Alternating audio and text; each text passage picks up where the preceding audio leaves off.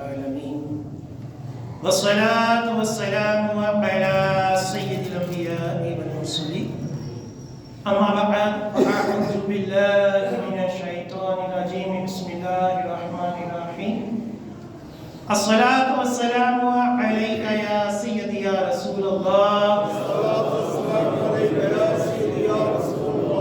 وعلى آلك وأصحابك يا سيدي يا حبيب الله الصلاة والسلام عليك يا سيدي يا نبي الله وعلى آلك وأصحابك يا سيدي يا نور الله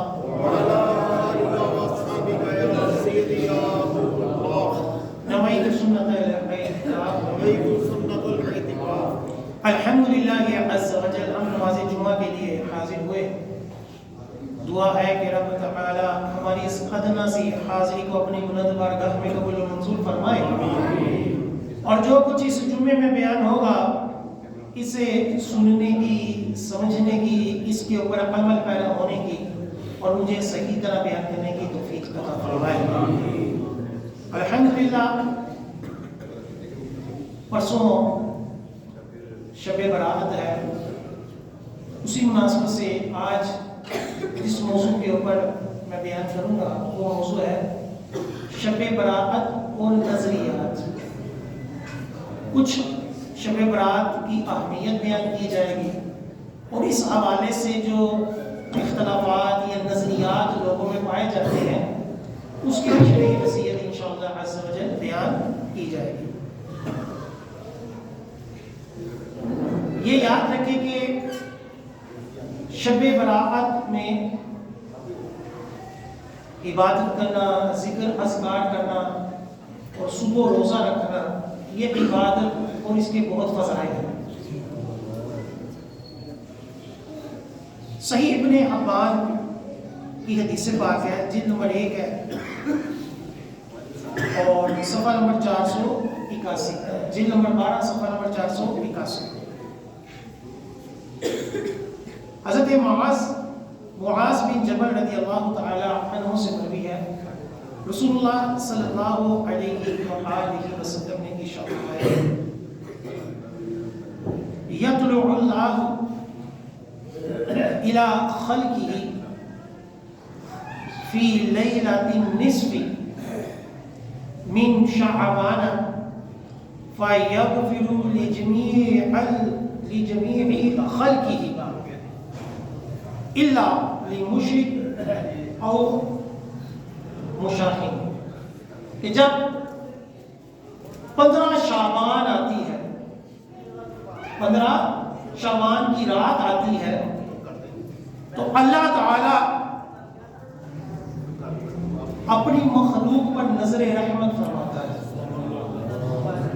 اپنی مخلوق کے اوپر نظر رحمت فرماتا ہے اور سب کی مغفرت فرما دیتا ہے. مسلمانوں میں سے سب کی مغفرت فرما دیتا ہے سوائے کس کے؟ مشرک کے اور سخت دشمنی رکھنے والے. مشرک کی مغفرت کبھی نہیں ہو سکتی جتنے مرضی بظاہر اچھے کام کرے، اور جو سخت دشمنی رکھنے والے ہو، جس طرح ہمارے یہاں خاندانی دشمنیاں چلتی ہیں، قبیلوں کی قومیت کے نام پر دشمنیاں چلتی ہیں، شرعی دلیل کوئی نہیں ہوتی، بس ایسے ہی لڑ رہے ہیں، ایک دوسرے کے جانی دشمن ہیں، تو اللہ تعالیٰ ایسے لوگوں کی بھی بخشش اس بڑی رات میں نہیں کرتے. اور بھی کئی لوگ اس حدیثوں کے اس طرح کی شب برات کتاب احادیث کے اندر ہیں، تقریباً 10 کے قریب لوگ ہیں جن کی اس رات بھی مغفرت نہیں ہوتی. یہ حدیث پاک جو ہے یہ اپنے شواہد کے ساتھ صحیح ہے اور اس کے راوی بھی ثقہ ہے. اس حدیث کی سند کے اوپر بھی کافی جو ہے وہ کلام کر کر یہ ثابت کیا گیا ہے کہ یہ حدیث پاک کیا ہے، یہ صحیح ہے. ابن ماجہ کی حدیث پاک حضرت ابو موسیٰ اشعری رضی اللہ تعالی عنہ سے روایت ہے، رسول اللہ صلی اللہ علیہ وآلہ وسلم نے ارشاد فرمایا نصف شعبان کی شب اللہ تعالی متوجہ ہوتا ہے اور تمام مخلوق کو بخش دیتا ہے سوائے شرک کرنے والے اور کینہ رکھنے والے. یہ ابن ماجہ کی جلد نمبر 1 صفحہ نمبر 433 حدیث پاک ہے. اس حدیث پاک میں ایک اور چیز کا اضافہ ہوا, ایک اور صفت کا اضافہ ہوا کہ کینہ جس کے دل میں ہو اس کی بھی صلاح مغفرت نہیں. اب کینہ کسے کہتے ہیں؟ بغض و کینہ یہ ہوتا ہے کہ کسی مسلمان کے بارے میں بلا وجہ دل کے اندر نفرت ڈال ہے. یہ کئی مرتبہ ہمارے ساتھ ایسا ہو جاتا ہے کہ کسی بندے کا تذکرہ سننا, اس کی شکل دیکھنا ہمیں بالکل گوارا نہیں ہوتا, اور اس کی وجہ کوئی خاص نہیں ہوتی, کوئی دینی وجہ نہیں. ایک ہے نا کہ بد مذہب ہے, اس کے ساتھ ہم کینہ رکھیں گے, بغض رکھیں گے کہ یہ شریعت کا حکم ہے. اسی طرح گستاخ کے ساتھ ہم اس طرح رکھیں گے گڈ بیہیویئر.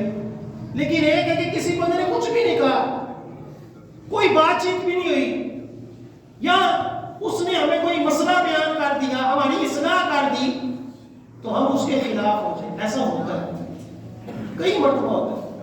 ایسے بھی کم ظرف لوگ دیکھے جاتے ہیں کہ ان کو شرعی مسئلہ بیان کر دو نا کہ یار یہ آپ غلط کہہ رہے ہیں نا, یہ مسئلہ یوں نہیں یوں ہے, تو وہ ساری زندگی کا ویل ڈال کے بیٹھ جاتے ہیں. تو کوشش ہوتی ہے کہ اس مولوی صاحب کو اس مسجد سے نکال دیا جائے. کیوں کہ اس نے میرے چودھری کو جو ہے وہ سمجھانے کی کوشش کی ہے, اس کی غلطی نکال دی. ایسے بھی خبیث قسم کی طبیعت کے لوگ ہوتے ہیں. تو جس کے دل میں بھی کسی مسلمان کے بارے میں بغض و کینہ ہو, خام خواہ کی نفرت ہو, کوئی دلیل بھی نہیں. ایک ہے کہ اس بندے نے ہمارا مال کھا لیا, ہمارا حصہ کھا لیا, تو فطرتی بات ہے بندے کے دل میں کیا ہوتی ہے, نفرت آتی ہے. ایک ہے کہ اس نے کچھ بھی نہیں کیا, بس میری قوم کا نہیں ہے, میرے لیڈر کے خلاف بولتا ہے, ٹھیک ہے, میرے کہنے پر اس نے ووٹ نہیں ڈالا, یا میرے ساتھ فلاں جگہ چل کر نہیں گیا, یا اور کوئی بھی اپنے پاس کوئی وجہ جو دلیل کوئی بنتی نہیں, اس کو رکھ کے کسی مسلمان کے ساتھ نفرت کرنا, اس کے بارے میں غور و فکر کرنا کہ کس طرح میں اس کو ذلیل کروں, کس طرح میں اس کے بارے میں لوگوں میں منفی پروپیگنڈا کروں, یہ ہوتا ہے کینہ, اور یہ بندے کو ہلاک کرتا ہے. تو آقا علیہ السلام نے فرمایا کہ اس رات اللہ تعالیٰ کینہ رکھنے والے کی مغفرت نہیں کرتا. اسی طرح شعب الایمان کی حدیث پاک ہے, نبی کریم صلی اللہ علیہ وآلہ وسلم نے ارشاد فرمایا کہ اللہ عز و جل 15 شعبان کی رات اہل زمین پر نظر رحمت فرماتا ہے, سب کی مغفرت کر دیتا ہے سوائے 2 شخصوں کے, ایک کافر اور دوسرا کینہ رکھنے والا. یہ دوسری حدیث پاک بھی اسی موضوع کے اوپر دوسری سند کے ساتھ میں نے آپ کو پیش کی. اسی طرح ابن ماجہ کی حدیث پاک ہے, جلد نمبر 1 صفحہ نمبر 444, حضرت علی رضی اللہ تعالی عنہ سے مروی ہے, رسول اللہ صلی اللہ علیہ وآلہ وسلم نے ارشاد فرمایا جب نصف شعبان کی رات ہو, جب نصف شعبان کی رات ہو جو اتوار کی رات جیسے آئے گی, تو آقا علیہ السلام نے فرمایا رات کو عبادت کرو اور اگلے دن روزہ رکھو, اس لیے کہ اس میں غروب شمس سے فجر طلوع ہونے تک اللہ تعالیٰ آسمان دنیا پر تجلی فرماتا ہے, اور یہ کہتا ہے کوئی مغفرت طلب کرنے والا کہ میں اسے بخش دوں, ہے کوئی روزی مانگنے والا کہ میں اسے روزی عطا کروں, ہے کوئی بیمار کہ میں اس کو شفا عطا کروں. اللہ تعالیٰ یہ فرماتا رہتا ہے یہاں تک کہ فجر طلوع ہو جاتی ہے. نعرہ تکبیر, نعرہ رسالت. یعنی جو اب اتوار کی رات آئے گی تو سورج غروب ہونے کے یعنی مغرب کے وقت سے لے کر اتوار والے دن جو صبح فجر اگلی آئے گی یعنی پیر کی جو فجر آئے گی اس تک عبادت کرنا, اللہ سے مانگنا, رزق مانگنا, شفا مانگنا یہ بہت ہی بڑی دعا ہے، اور اللہ تعالیٰ خود کہتا ہے کہ مانگو مجھ سے۔ اور شعب الایمان کی حدیث پاک ہے، جلد نمبر 1 صفحہ نمبر 342، صحابی رسول حضرت ابن عمر رضی اللہ تعالی عنہ فرماتے ہیں 5 راتوں میں جو دعا مانگی جائے وہ رد نہیں کی جاتی۔ 5 راتیں ایسی ہیں جس کے اندر جو مانگو گے کیا ہوگا وہ ملے گا، اس رات مانگی جانے والی دعا رد نہیں کی جاتی۔ نمبر 1 جمعے کی رات، جو کل رات گزر گئی ہے، اس رات بھی جو مانگے اللہ تعالیٰ عطا فرماتا ہے۔ رجب کی مہینے کی پہلی رات، عید الفطر کی رات، عید الاضحیٰ کی رات، یعنی چھوٹی عید اور بڑی عید کی جو چاند رات ہوتی ہے جس کو ہم سیر و تفریح میں گزارتے ہیں، اس رات جو دعا مانگی جائے اللہ تعالیٰ رد نہیں کرتا۔ اور 5ویں شب براءت میں جو مانگی جانے والی دعا ہو اللہ تعالیٰ رد نہیں کرتا۔ امام شافعی فرماتے ہیں کہ ہم تک یہ بات پہنچی ہے کہ 5 راتوں میں جو دعا کی جائے وہ قبول ہوتی ہے۔ جمعے کی رات، عید الفطر کی رات، عید الاضحیٰ کی رات، رجب کی پہلی رات اور 15 شعبان کی رات، یعنی شب برات جو آنے والی ہے اس کے اندر ایک عبادت کرنا، ایک تو اس کی بہت فضیلت ہے، آگے اس کی فضیلت بھی آئے گی۔ دوسرا یہ کہ اس رات عبادت کرنا فضیلت کے ساتھ ساتھ دعاؤں کی قبولیت کا ذریعہ ہے۔ اور اس کے بعد اگلے دن روزے رکھنے کی حضور علیہ السلام نے تلقین فرمائی۔ اس رات بندہ اپنے گناہوں سے معافی مانگ کر اپنے دل کو بغض و کینہ، اللہ تعالیٰ کی نافرمانیاں، اپنے والدین کی نافرمانیاں، آپس میں ایک دوسرے کے ساتھ لڑائی جھگڑے ختم کر کے اللہ کے حضور توبہ کرے تو اللہ تعالیٰ توبہ قبول فرمانے والا۔ کیونکہ اسی شب برات کے اندر یہ بھی روایت میں ہے کہ جو والدین کا نافرمان ہو، جو تکبر کرنے والا ہو، جو جھگڑا کرنے والا ہو، تو ایسے لوگوں کی بھی اس رات، جادوگر کے بارے میں بھی آتا ہے کہ جو جادوگر ہو اس کی بھی اس رات توبہ قبول اور اس کی مغفرت نہیں کی جاتی۔ لہذا ہم سب اپنے گناہوں سے معافی مانگتے ہوئے آئندہ نئے سرے سے اپنی زندگی گزارنے کے لیے اس رات کو اللہ تعالیٰ کے حضور حاضر ہو جائیں، توبہ کریں، عبادت کریں، صبح کو روزہ رکھیں، انشاءاللہ عز و جل ہماری زندگی میں تبدیلی آئے گی۔ اور ایسا کئی لوگوں کو دیکھا گیا ہے کہ شب براءت نے ان کی زندگیوں کو تبدیل کر دیا۔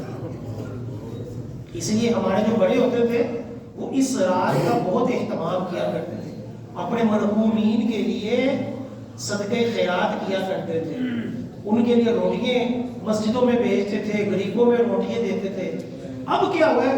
اب کچھ مولویوں نے آ کر، کچھ نئے فرقوں نے آ کر یہ افواہیں جس طرح ہر موضوع کے اوپر ڈال دی، اس کے اوپر بھی ڈال دی، جی آج کدھر بھی نہیں لکھا ہے، یہ تو بدعت ہے، جی بدعت ہے۔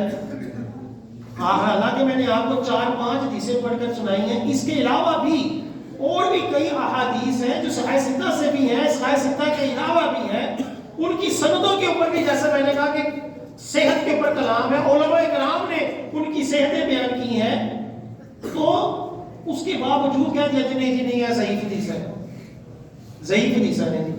حالانکہ بندہ پوچھے حدیث چاہے ضعیف بھی ہو لیکن فضائل کے اندر کیا ہوتی ہے، وہ معتبر ہوتی ہے کہ عبادت کرنا کیا ہے، ہر رات کے اندر قبول ہے۔ کوئی ایسی رات قرآن حدیث میں آئی ہے کہ لوگ اس رات عبادت نہیں کرنی، یہ اس حالت میں نہیں کرنی۔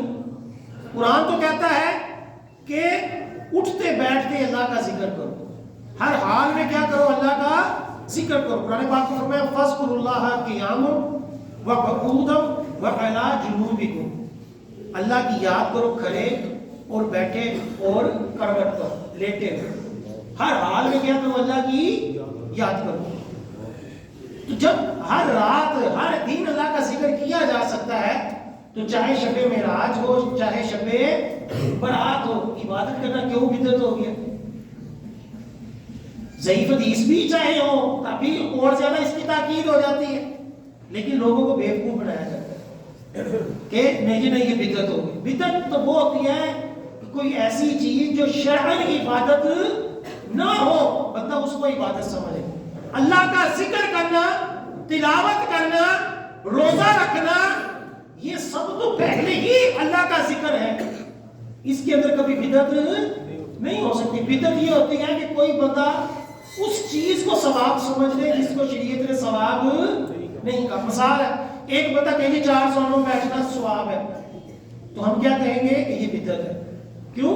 کہ کسی حدیث میں کسی بھی جگہ اس کے بارے میں کوئی روایت نہیں ملتی کہ یہ ثواب کا کام ہے، یہ ایک عام سا کام ہے۔ اسی طرح ایک بندہ کہ لو جی KFC کھانا سنت ہے، KFC کھانا عبادت ہے، تو ہم کیا کہیں گے کہ یہ تیری بات کیا ہے، یہ بدعت ہے، کہ یہ تو کہیں نہیں لکھا ہوا۔ اسی طرح بدعت اعتقادی ہوتی ہے کہ ایسا عقیدہ اپنا لینا جو کسی بھی قرآن و حدیث سے ثابت نہیں، جیسے تعویذ پہن لینا جس میں قرآن لکھا ہوا ہے، جس میں آیتیں کے ساتھ ساتھ حدیث لکھی ہوئی ہے، کوئی اللہ تعالیٰ سے دعا مانگی گئی ہے، اب اس کو کہہ دینا کہ یہ شرک ہے، تو یہ تو الٹا جو ہے وہ گمراہی ہے۔ کہ ایک چیز جو شرک نہیں ہے اس کو شرک کہہ دینا کیا ہوتا ہے، یہ گمراہی ہے، کہ مسلمان کو کافر کہہ رہے ہو بلا وجہ۔ اسی طرح اور بھی ہمارے یہاں جن جن چیزوں کو بدعت کہا جاتا ہے وہ بدعت حالانکہ ہوتی ہے، اور جو بدعت ہے ان کو کوئی نہیں بدعت کہتا۔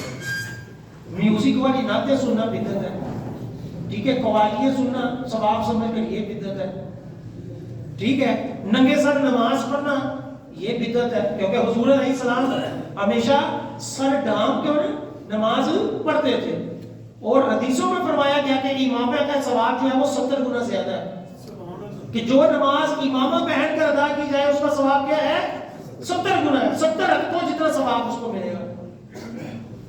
تو یہ ایک الگ بڑا ٹاپک ہے۔ اس کے علاوہ محدثین فقہاء کرام نے واضح طور پر لکھا، الموسوعۃ فقہیہ کے اندر ہے کہ جمہور فقہاء کرام اس طرح کے کہ 15ویں شعبان عبادت کرنا مستحب، کیونکہ حضور علیہ السلام نے فرمایا کہ جب 15 شعبان آئے تو رات عبادت کرو اور صبح کیا کرو، صبح روزہ رکھو۔ شاہ عبد العزیز محدث دہلوی رحمۃ اللہ علیہ ایسے بزرگ گزرے ہیں اور 13ویں صدی کے مجدد کہا جاتا ہے۔ تمام اس وقت کے جو فرقے ہیں سب کو اپنا امام مانتے ہیں۔ وہ اپنے ملفوظات کے اندر کیا لکھتے ہیں، وہ فرماتے ہیں کہ رسول اللہ صلی اللہ علیہ وسلم سن وصال کے قریب شب براءت کو عشاء کی نماز کے بعد اپنے دولت خانہ پر تشریف لائے۔ اچانک جبرائیل حاضر ہوئے اور عرض کی، یا رسول اللہ صلی اللہ علیہ وسلم یہ مبارک رات ہے، آج سال بھر کے حصے تقسیم ہوں گے، جنت البقیع تشریف لے جا کر وہاں مردوں کے لیے دعا کیجیے۔ حضور علیہ السلام نے ایسا ہی کیا، اسی وجہ سے اس شب میں فاتحہ کا دستور ہے۔ یہ غور فرمائے شاہ عبد العزیز محدث دہلوی، آج سے تقریباً 3 صدیوں پرانے بزرگ، وہ کیا کہہ رہے ہیں، اپنے دور میں کہہ رہے ہیں کہ یہی وجہ ہے کہ لوگ اس شب میں کیا کرتے ہیں، قرآن خوانی کرتے ہیں، فاتحہ کرتے ہیں، خواہ حلوہ روٹی ہو خواہ کچھ اور ہو۔ یعنی حضرت شاہ عبد العزیز محدث دہلوی اپنے دور میں کہہ رہے ہیں کہ ہمارے یہاں لوگ حلوہ اور روٹی کے ساتھ کیا کرتے ہیں، قرآن خوانی کر کر لوگوں کے اندر وہ لنگر تقسیم کرتے ہیں۔ فرماتے ہیں چاہے حلوہ روٹی ہو یا کچھ اور ہو، مگر ہندوستان میں حلوہ رائج ہے۔ ہمارے پہلے بزرگ بھی آپ دیکھیں، وہ لچیاں جو ہوتی تھیں شب برات میں وہ بانٹی جاتی تھی، اب تو بس وہ جن کے گھر میں شادی ہونی ہو انہی کے گھر جاتی ہے، پہلے یہ لوگوں کے اندر، غریبوں کے اندر تقسیم ہوتی تھی۔ تو فرماتے ہیں کہ ہندوستان میں حلوہ ہے اور بخارا اور سمرقند میں قتلمہ وہ تقسیم کیا جاتا ہے۔ یعنی شاہ عبد العزیز محدث دہلوی رحمۃ اللہ علیہ بھی اس رات میں لوگوں کا عبادت کرنا اور لوگوں کا لنگر بانٹنا، اپنے مرحومین کے لیے سالے ثواب کرنا، وہ اپنے دور میں لکھ رہے ہیں اور اس کی تائید کر رہے ہیں۔ اس کی کیا کہہ رہے ہیں، تائید، اس کو بدعت نہیں کہہ رہے۔ اسی طرح شیخ عبد الحق محدث دہلوی جو ان سے بھی پرانے بزرگ ہیں اور بہت بڑے محدث ہیں، وہ اپنی کتاب اشیعۃ اللمعات جو مشکاہ شریف کی شرح ہے، حدیث پاک کی شرح ہے، اس کے اندر فرماتے ہیں کہ بعض روایات میں منقول ہے کہ جمعے کی رات میت کی روح اپنے گھر آتی ہے اور دیکھتی ہے کہ اس کی طرف سے کیا صدقہ کیا جاتا ہے جمعے کی رات۔ اور امام غزالی اور امام جلال الدین سیوطی رحمۃ اللہ علیہ یہ روایت نقل کرتے ہیں کہ اس کی حضرت ابن عباس صحابی رسول کی کہ جب عید کا دن، عاشورہ کا دن، 10 محرم کا دن، ماہ رجب کا پہلا جمعہ، شب برات اور جمعے کی رات آتی ہے تو روحیں اپنی قبروں سے نکل کر اپنے گھروں کے دروازے پر کھڑی ہو جاتی ہیں اور کہتی ہیں کہ ہماری طرف سے اس رات صدقہ کرو، اگرچہ روٹی کا ایک ٹکڑا، کیونکہ ہم اس کے ضرورت مند ہیں۔ اگر وہ کچھ صدقہ نہ کرے تو بڑے افسوس سے وہ روحیں واپس لوٹتی ہیں۔ یہ دو امام، کون؟ امام غزالی اور امام جلال الدین سیوطی، کس کے حوالے سے نقل کر رہے ہیں؟ صحابی رسول حضرت ابن عباس رضی اللہ تعالیٰ عنہ کہ اس رات جو ہوتی ہیں وہ روحیں اپنے رشتہ داروں سے یہ تقاضا کرتی ہیں کہ ہمارے لیے کیا کرو، کچھ صدقہ خیرات کرو، چاہے روٹی کا ایک ٹکڑا ہی کاٹ دو۔ افسوس اب ہم اپنے اس نظام سے بہت دور چلے گئے، ہم نے اس کو سمجھ لو نہیں بدعت ہے، چھٹو مولویوں نے کی کھوانا ہے، ایک ہی کچھ اور کر لو، نہ مولویوں کو کھلاتے ہیں نہ صدقہ خیرات کرتے ہیں۔ یعنی یہ بہانہ ہے نا، جیسے ہوتا ہے نا، اور یار میلاد شریف تک جو خرچ کرنا ہے اور یہی کسی غریب کی شادی کر دو، نہ شادی کرنی ہے نہ میلاد کے اوپر خرچ کرنا ہے۔ یعنی کیا ہوتا ہے، لوگوں کو نیکی سے دور کیا جاتا ہے۔ اسی لیے بزرگان دین جو ہوتے تھے جب وہ کسی نیکی کا قصد کرتے تھے تو لیٹ نہیں کرتے کہ چلو میں بعد میں کر دوں گا۔ ایک بزرگ نے صدقہ کرنے کا جب ذہن بنایا تو غسل خانے سے ہی اپنی قمیض جو تھی وہ دے دی کہ یہ صدقہ کر دو، اور کسی نے کہا حضور بعد میں بھی تو کر سکتے تھے، اتنی کون سی جلدی تھی؟ فرمایا بعد میں دل بدل جانا تھا۔ تو دیکھیں اپنے مرحومین کو حدیث پاک میں فرمایا گیا کہ مردے کے لیے بہترین تحفہ کیا ہے؟ اس کے لیے بخشش کی دعا کرنا ہے۔ مستند حدیثیں ہیں۔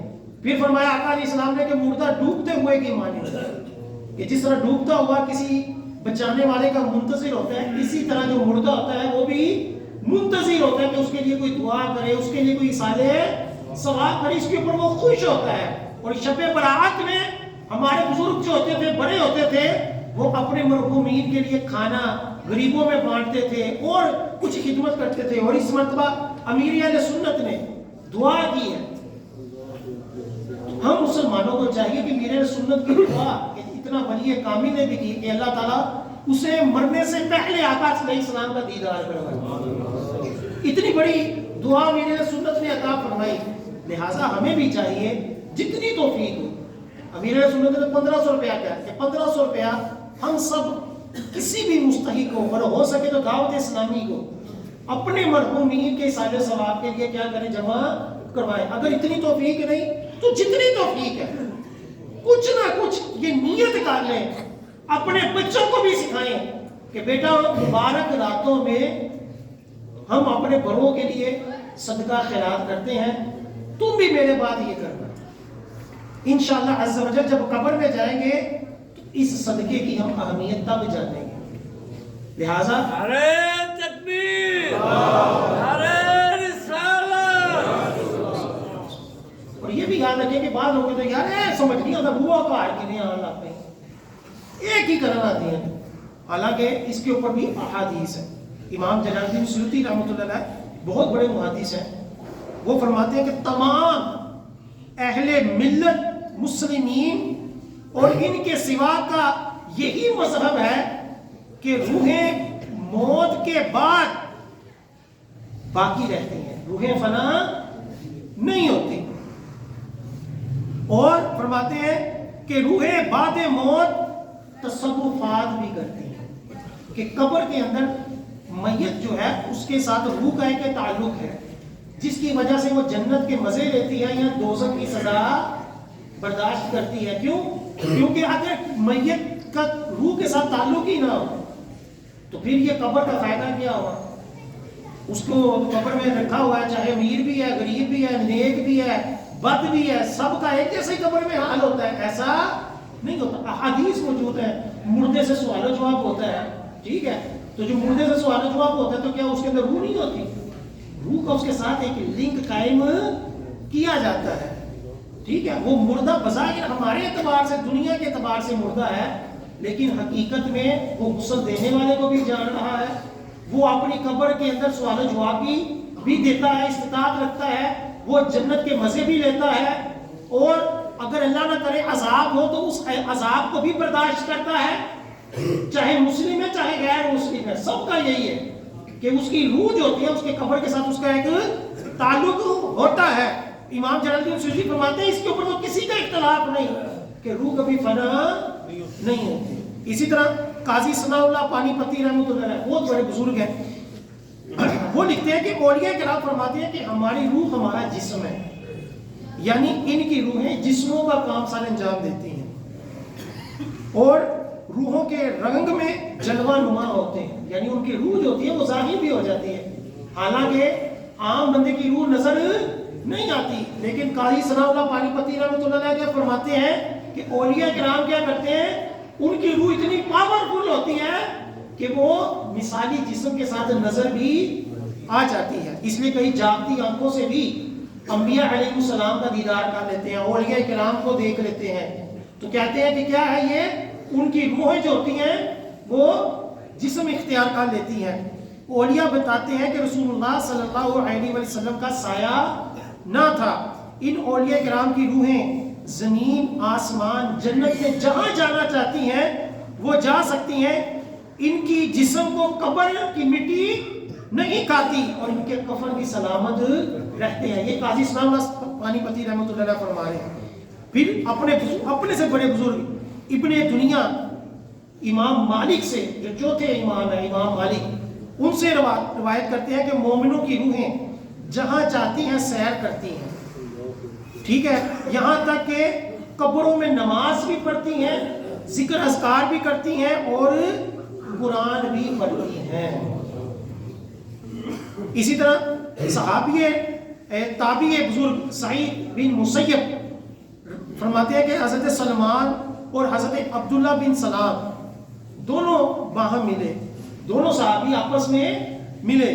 ایک نے دوسرے سے کہا اگر مجھ سے پہلے انتقال کرو تو مجھے خبر دینا کہ تمہارے ساتھ آخرت کے اندر کیا معاملہ پیش آیا. ایک صحابی دوسرے صحابی کو کہہ رہا ہے، یہ شعب الایمان کی حدیث پاک ہے. تو دوسرے نے کہا کہ کیا زندے اور مردے ملتے ہیں؟ یعنی میں تمہیں بعد میں آ کر کیسے بتا سکوں گا کہ یہ معاملات ہوئے؟ تو فرمایا کہ ہاں، مسلمانوں کی روحیں جنت میں جہاں چاہتی ہیں ان کو اختیار ہوتا ہے. اسی طرح آگے آ جائیں، بڑی دلیل ابن ماجہ جلد نمبر 1 صفحہ نمبر 466، حضرت محمد بن منقدر فرماتے ہیں کہ حضرت جابر بن عبداللہ رضی اللہ تعالی عنہ کے پاس گیا جبکہ وہ وصال فرما رہے تھے. تو میں نے کہا کہ رسول اللہ صلی اللہ علیہ وآلہ وسلم کو میرا سلام کہتے ہیں. صحابی رسول کو کون کہہ رہا ہے؟ دوسری بزرگ ہستی ابن منقدر کیا کہہ رہے ہیں صحابی رسول کو کہ تم حضور علیہ السلام کے پاس جا رہے ہو، دنیا سے پردہ کر رہے ہو، تو حضور علیہ السلام کو میرا سلام کہتے ہو. اب صحابی رسول کہہ سکتے تھے یہ کون سا نظریہ بنا رہی ہے اور یہ کون سی بات کہہ رہے ہو، بلکہ انہوں نے بھی اس بات کی تائید کی کہ روحیں آپس میں بھی ملتی ہیں، دنیا والوں کو بھی خبر دیتی ہیں. صحابی ایک جو تھی وہ میاں بیوی تھے، ان کا آپس میں بڑا پیار تھا. یہ حدیث پاک فتاوی رضویہ کے اندر بھی اعلیٰ حضرت نے حدیث پاک کو نقل کیا. تو دونوں نے آپس میں یہ عہد کیا کہ ہم میں سے جو بھی پہلے فوت ہو جائے گا نا تو اس کے بعد جو دوسرا ہوگا وہ شادی نہیں کرے گا. میاں بیوی پہ پیار تھا تو آپس میں یہ معاہدہ انہوں نے کر لیا کہ ہم میں سے جو بھی مر جائے گا دوسرا شادی نہیں کرے گا. تو شوہر پہلے فوت ہو گیا. جب شوہر فوت ہوا تو ایک عرصے بعد بیوی نے شادی کا بنا لیا کہ چلو شادی کر لیتی ہوں, حالات ایسے ہو گئے. تو جب شادی کا ذہن بن گیا, شادی کا پورا طے ہو گیا, تو شوہر خواب میں آیا. شوہر خواب میں آیا. شوہر صحابی ہے اور بیوی کیا ہے, صحابی ہے. بیوی کے خواب میں کون آیا؟ شوہر آیا اور ناراضگی کا اظہار کیا کہ تم شادی کر رہی ہو. اچھا, اب بیوی نے, جو سابقہ بیوی تھی, اس نے یہ مسئلہ کس سے پوچھا؟ یہ مسئلہ کس سے پوچھا؟ یہ مسئلہ اس نے حضور علیہ السلام سے پوچھا. کسی اور سے پوچھا تو کہہ دو یار نہیں ہے کیا نہیں کرنا. اس نے مسئلہ حضور علیہ السلام سے پوچھا کہ ہم نے یوں معاہدہ کیا ہوا تھا کہ شادی ہم میں سے کوئی بھی نہیں کرے گا. اب میں شادی کرنے لگی ہوں تو میرا سابقہ شوہر جو تھا وہ خواب میں آ کر ناراض ہوا ہے. تو حضور علیہ السلام نے کیا کہا؟ یہ بھی کہہ سکتے نہیں ایسے ایک ذہن ہوتا ہے, ایسے ہی کوئی نہیں, ایسی ہے تو خوابوں کی نہیں. حضرت حضور نے فرمایا کہ خواب نبوت کا تقریباً 23واں یا 24واں حصہ قرار دیا کہ خوابوں کی اصلیت بیان کی. اب حضور علیہ السلام نے کیا کہا؟ حضور علیہ السلام نے فرمایا کہ ساری زندگی اب نکاح نہ کرنا.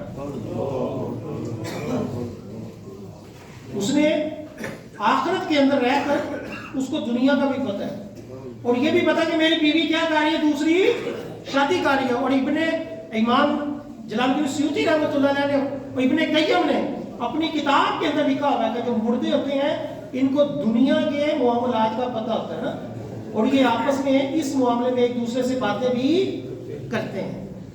یعنی روح جو ہوتی ہے وہ فنا نہیں ہوتی. لہذا اگر شب برات میں, جیسا کہ روایتوں سے ثابت ہے, بڑے بڑے ائمہ کرام نے یہ صراحت کی کہ شب برات میں مرحومین جو ہوتے ہیں وہ اپنے گھروں میں آتے ہیں اور یہ تقاضا کرتے ہیں کہ ہمارے لیے کیا کرو, اصالے ثواب کرو. اس کی کوئی نفی نہیں کر سکتا, اس کے اوپر دلائل موجود ہیں. اسی طرح مکاشفۃ القلوب میں امام غزالی رحمہ لکھتے ہیں کہ کہا گیا ہے کہ آسمانوں کے فرشتوں کی بھی 2 عیدیں ہوتی ہیں. جس طرح انسانوں کی, مسلمانوں کی 2 عیدیں ہیں, تو امام غزالی کیا لکھتے ہیں کہ کہا گیا ہے, کتابوں میں آیا ہے کہ فرشتوں کی بھی 2 عیدیں ہوتی ہیں. کون کون سی؟ فرماتے ہیں کہ فرشتوں کی عید شب برات اور دوسری لیلۃ القدر. یہ 2 راتیں جو ہوتی ہیں یہ کون سی ہیں؟ یہ فرشتوں کی عیدیں ہیں. پھر امام غزالی رحمۃ فرماتے ہیں کہ علامہ سبکی رحمۃ اللہ علیہ اس قول کی تفسیر میں کہا کہ یہ رات, یہ شب برات کی رات کے بارے میں فرمایا کہ یہ رات سال بھر کے گناہوں کا کفارہ ہوتی ہے. شب برات کیا ہے؟ سال بھر کے گناہوں کا کفارہ ہے. جمعرات ہفتے کے گناہوں کا کفارہ ہے اور لیلۃ القدر ساری زندگی کے گناہوں کا کفارہ ہے. یعنی جمعرات جو ہوتی ہے, یعنی کل رات جو گزری ہے, یہ رات پورے ہفتے کے گناہوں کا کیا ہوتی ہے؟ وہ کفارہ ہوتی ہے. اگر بندہ اس رات اللہ تعالیٰ سے بخشش مانگے, عبادت کرے. اور جو شب برات ہوتی ہے یہ کون سی ہے؟ یہ پورے سال کا. اور جو لیلۃ القدر ہے یہ ساری زندگی کے گناہوں کا کفارہ ہے. اب لیلۃ القدر کون سی رات ہے یہ کنفرم نہیں ہے, اگرچہ 27ویں رات کو زیادہ ترجیح دی جاتی ہے لیکن کنفرم نہیں ہے. لیکن شب برات کنفرم ہے اور جمعے کی رات کیا ہے وہ بھی کنفرم ہے. اس رات جو بندہ اللہ تعالیٰ سے بخشش مانگے, اللہ تعالیٰ سے اپنے گناہوں کی معافی مانگے, اللہ تعالیٰ سارے سال کے گناہوں کو معاف فرما دیتا ہے.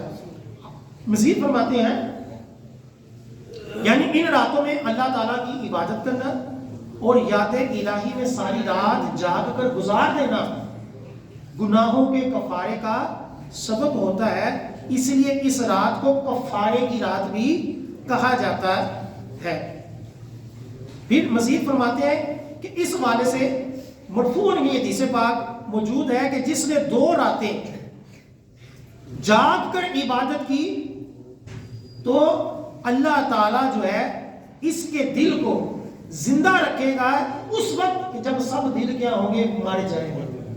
اللہ تعالیٰ اس کے دل کو زندہ رکھے گا شب برات کے اندر جو عبادت کرے گا. اسی طرح اس رات کو شفاعت کی رات بھی کہا جاتا ہے کہ حضور علیہ السلام سے مروی ہے کہ 13ویں کی رات اللہ تعالیٰ نے حضور علیہ السلام نے اپنی امت کی شفاعت کی دعا مانگی اللہ تعالیٰ سے.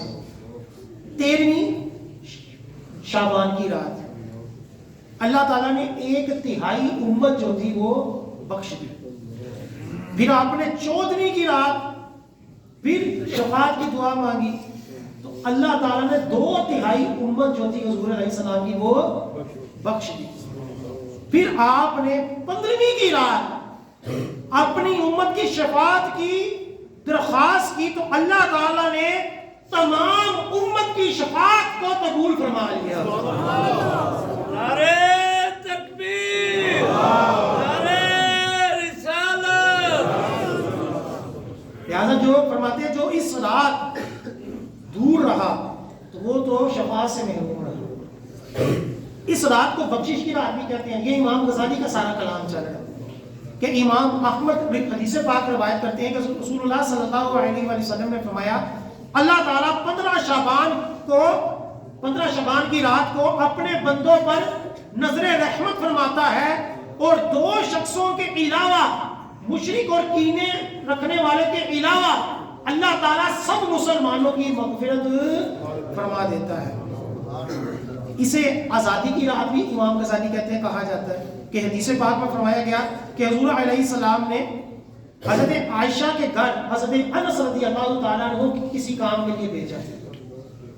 تو حضرت انس فرماتے ہیں میں نے اماں عائشہ صدیقہ سے کہا ذرا جلدی کریں، میں نے حضور علیہ السلام کو اس حال میں چھوڑ کر آیا ہوں کہ آپ 15 شعبان کے بارے میں گفتگو فرما رہے ہیں اور میں نے وہ گفتگو سننی ہے، مجھے جلدی جلدی بھیجیں میں حضور کی بارگاہ میں حاضر ہو جاؤں. تو اماں فاطمہ رضی اللہ تعالی عنہا نے فرمایا کہ بیٹھ جا، میں تجھے بتاتی ہوں کہ 15 شعبان کی شان کیا. فرماتے ہیں کہ اس رات حضور علیہ السلام میرے ساتھ لیٹے ہوئے تھے تو میں جب اٹھی تو میں نے دیکھا کہ حضور میرے پاس موجود نہیں ہے. میں حضور کو ڈھونڈتے ڈھونڈتے جنت البقیع کی طرف چلی گئی تو حضور علیہ السلام سجدے میں تھے، دعا مانگ رہے تھے اور کافی دیر دعا مانگنے کے بعد حضور علیہ السلام واپس آئے اور مجھے دیکھ کر کہا کہ تم نے یہ سوچا تھا کہ میں کسی دوسری زوجہ کے پاس چلا جاؤں گا. میں ایسا نہیں کر سکتا کہ جس کا جو وقت ہے، رات جس کے گھر ٹھہرنا ہے اسی کے گھر ہی حضور نے ٹھہرنا ہے. کہ یہ حضور کا کیا تھا؟ انصاف تھا اپنی ازواج کے درمیان. تو فرمایا کہ میں لیٹا ہوا تھا تو جبرائیل میری بارگاہ میں حاضر ہوئے کہ آئے اور جنت البقیع میں مدفن مسلمانوں کے لیے دعا کیجیے.